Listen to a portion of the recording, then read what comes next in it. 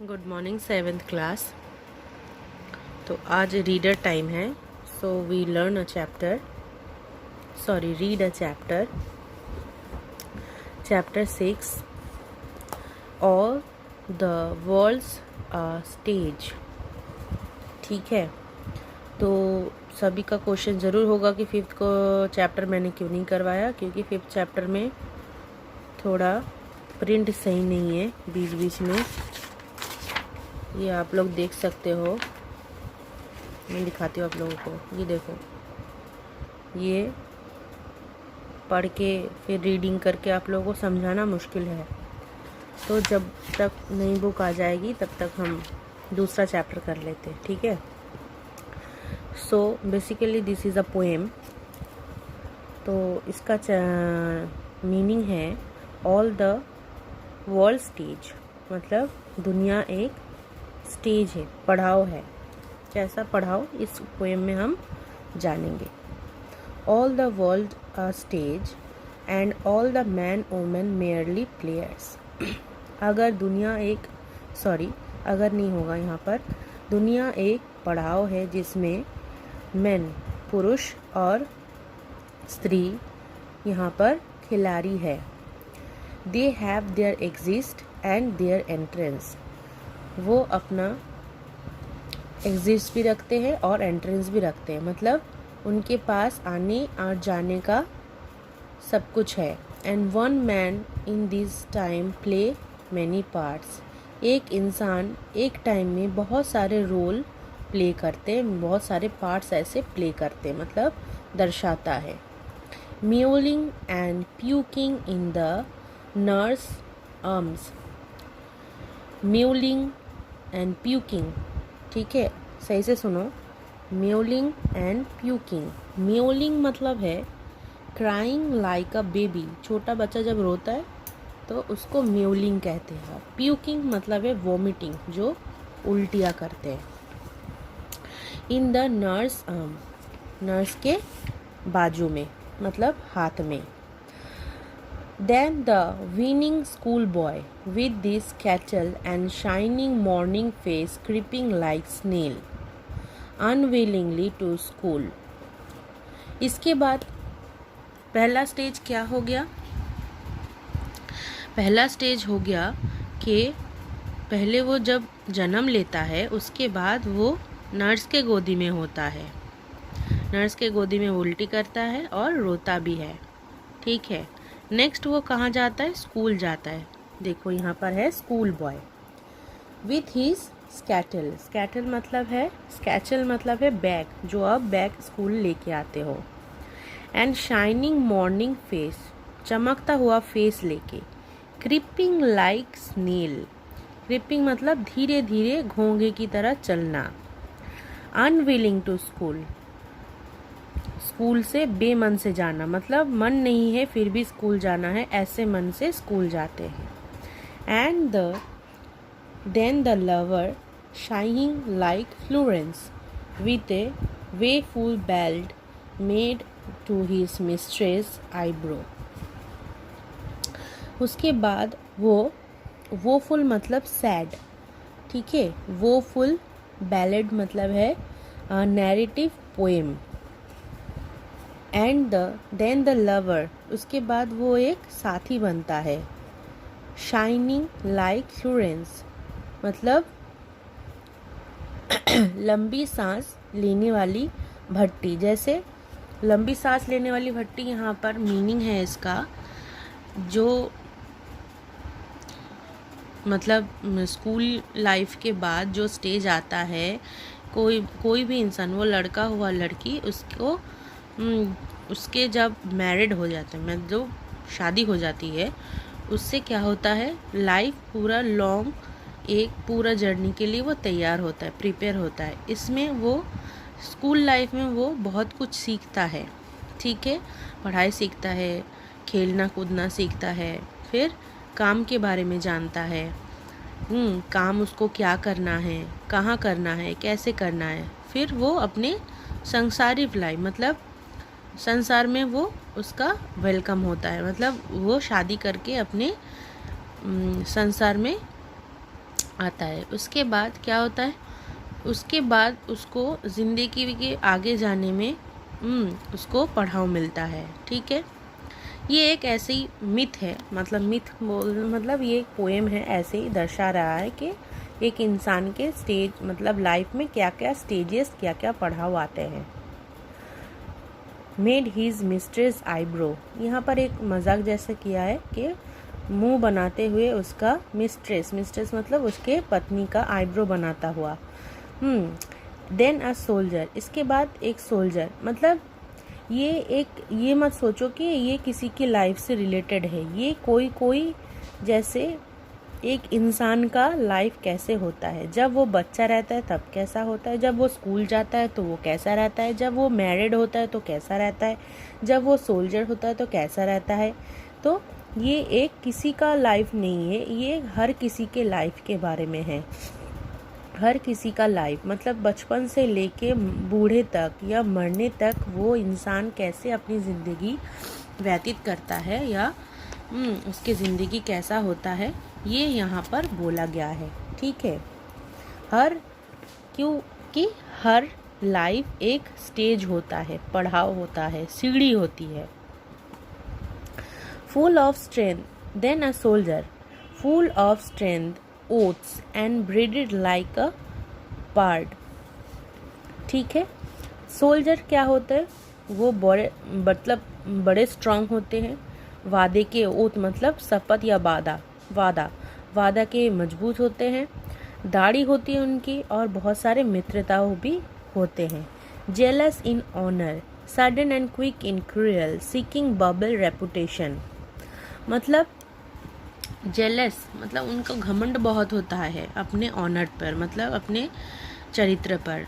Sudden and quick in cruel, वो बहुत ही जल्दी झगड़ेलू भी हो जाते हैं, मतलब झगड़ा भी हो जाता है। Seeking the bubble reputation, bubble मतलब है खोखला, यहाँ पर बबल रेपुटेशन मतलब खोखला, रेपुटेशन के पीछे वो पागल होता है। ठीक है, यहाँ पर सोल्जर मतलब ये मत सोचो कि वो सोल्जर के बारे में बोला गया है जो हम युद्ध लड़ते, यहाँ पर एक डेफिनेशन दिया गया है। ठीक है, क्योंकि सोल्जर बहुत स्ट्रांग होते हैं। ठीक है, ये अपने दायित्व बहुत अच्छे से जानते हैं। ठीक है, और ये ऐसा नहीं कि झगड़ेलू होता है, मगर ये एक स्टेज के बारे में है। इवन इन कैनन माउथ मतलब है a large gun usually mounted on wheels, a large gun usually mounted on wheels। अच्छा, कमान देखा है आप लोगों ने, कमान की तरह होता है, ये चलता है जो सामने से गोला बारूद निकलता है। And the justice in fair round belly with good capon landed, ये क्या कहते हैं, ये round belly in fair round belly with good capon lined, मतलब जो उनका पेट है पूरा एकदम तना हुआ रहता है लाइन से, और वो लाइन से खड़े होते हैं। With eye severe and beard of formal cut, उनका क्या होता है, दाढ़ी भी कटा हुआ रहता है और वो फॉर्मली पहनते ज़्यादातर, और बाल भी फॉर्मल कट करवाते हैं। फुल ऑफ वाइज सो मतलब बहुत ही बुद्धिमान आँखों से, एंड मॉडर्न इंटेंस, उनके ख्यालात भी बहुत ही आधुनिक होते हैं। मॉडर्न इंटेंस मतलब आधुनिक ख्यालात। सो ही प्लेज हिज पार्ट, तो एक सोल्जर इस ऐसे अपना पार्ट निभाते हैं, मतलब सोल्जर जो है देश के लिए लड़ता है। छोटे छोटे बातों पे उनको बहुत ही जल्दी गुस्सा आता है। यह पर लिखा है sudden and quick in cruel, अचानक से उनको झगड़ने के लिए या किसी युद्ध के लिए तैयार भी होना होता है। और ये बहुत ही रेपुटेटेड होते हैं। बबल रेपुटेटेड मतलब इनका रेपुटेशन जो होता है बबल की तरह होता है। बबल पता है ना, तो वैसे ही। And so he plays his part and the sixth age shifted into the lean and slipper pantaloons, मतलब ट्राउजर एंड वाइट लेग्स। जो ये बुढ़ापा आता है, तो 6 स्टेज में बुढ़ापा की बात ही कर रहे हैं, जो पतले पजामे के साथ स्लीपर पहन के घूमा जाता है वैसे वाला, विथ स्पेक्टर्स मतलब चश्मे के साथ, on nose and pouch on side, his और पाउच हाथ में लेते हुए, the youthful hose well saved and world too wide for the shrunk shank his big manly voice.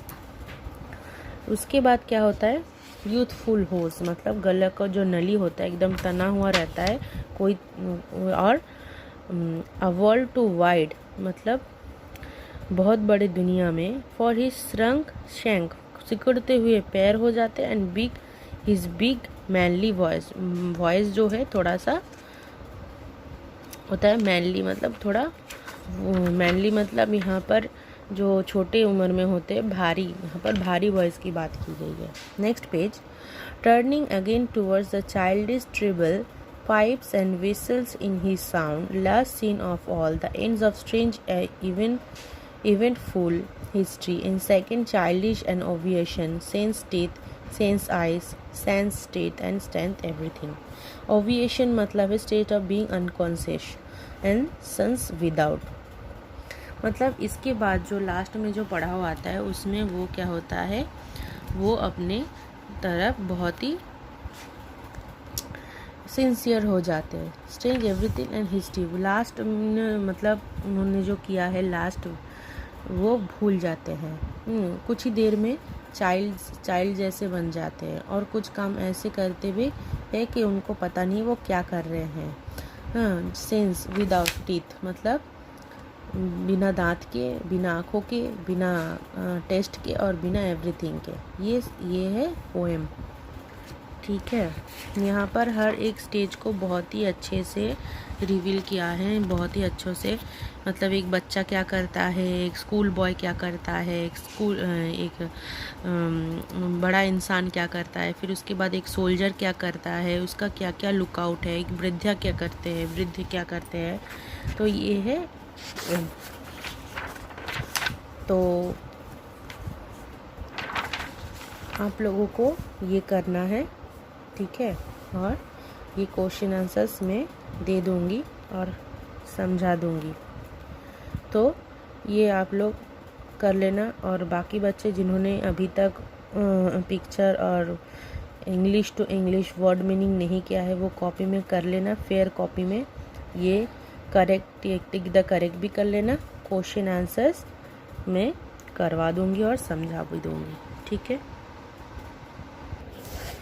So students, पहला क्वेश्चन है, list the 7 different stages of life mention in the poem. ये question answer मैं नहीं करवा रही हूँ क्योंकि ये बहुत ही बड़ा होगा, ठीक है, तो इसको करने की ज़रूरत नहीं है, ये तीनों करने से ही हो जाएगा। Which period of life do you think is good and why? आपको क्या लगता है कौन सा लाइफ का पीरियड सही है और क्यों है? तो आंसर पे आते हैं। The second period of life when the children go to school is the best because it is the period in which one has lots of enjoyment without any tension and responsibility. तो यहाँ पर कवि कह रहे हैं कि जो student life है बहुत ही अच्छी है, बच्चे स्कूल जाते हैं, ये बहुत अच्छा है, इस पीरियड में बहुत ही वो एन्जॉयमेंट करते हैं और किसी बात की कोई टेंशन और रिस्पॉन्सिबिलिटी नहीं रहती है बच्चों पे, सिर्फ पढ़ाई के अलावा। थर्ड क्वेश्चन इज़, क्या है third question? What are the qualities और characteristics of periods of life represent by the soldier and the जज? ठीक है, यहाँ पर जज और सोल्जर की लाइफ कैसे है ये बताना है। देखो, in the period represent by the soldier a person makes lots of resolutions and dream to fulfill. In the period represented by the judge, a person become very wise and care a lot about his her respect. ठीक है, तो कविता में क्या था, जो एक इंसान मुंह में वो सिगार मतलब क्या था, यूथफुल होर्स, पजामे के साथ, पतला पजामे के साथ वो बैठता है और क्या करता है, बहुत ही मैनली वॉइस होता है उनका, और वो बहुत ही बुद्धिमान होते हैं और उनको सारे चीज़ों का और मतलब औरतों का रेस्पेक्ट भी करना आता है। ये है जज, ये देखो यहाँ पर लिखा है जज। और सोल्जर क्या होता है? मेक्स ऑफ लॉस्ट ऑफ री सॉल्यूशन एंड ड्रीम। इनके पास बहुत ही काम रहता है, बहुत ही और बहुत ही इनके बड़े बड़े सपने भी होते हैं फुलफिल करने के लिए। नेक्स्ट क्वेश्चन है, how does the last stage bring and back full circle to the stage. Last stage कैसे मतलब एक सर्किल बन जाता है, लाइफ साइकिल बन जाता है। लास्ट स्टेज में क्या होता है? At last stage when people become old. Last stage में क्या होता है? इंसान बूढ़े हो जाते हैं and begin to behave like children. फिर उसके बाद वो बच्चों की तरह बिहेव करने लगते हैं। तो बच्चों से बच्चों पे ही आ गए। तो यही कहना का चाहते कवि कि लास्ट स्टेज में जाके बच्चे जो बड़े होते हैं वो फिर से जाके बच्चे बन जाते हैं। और एक क्वेश्चन है यहाँ पर देखो, infer from the poem and answer the following question. What attitude does the speaker seem to the expressing towards life? ये क्या एटीट्यूड पेश किया है स्पीकर ने एक लाइफ को डिस्क्राइब या एक्सप्रेस करने के लिए? इसका आंसर है the poet says that the world is a stage. Poet ने कहा कि दुनिया एक पड़ाव है या धाप है। The people of the world are players. People मतलब जो इंसान वर्ल्ड में है वो ये सारे खिलाड़ी है। They have different roles and different stage to play. इनके पास बहुत ही डिफरेंट अलग अलग तरीके के रोल्स है, मतलब किरदार है और बहुत अलग अलग तरीके का काम है या करने के लिए। तो ये क्वेश्चन आंसर्स है, ये आप लोगों को करना है और ये टिक द करेक्ट का आंसर है। कॉपी में अच्छे से फेयर कॉपी में कर लेना।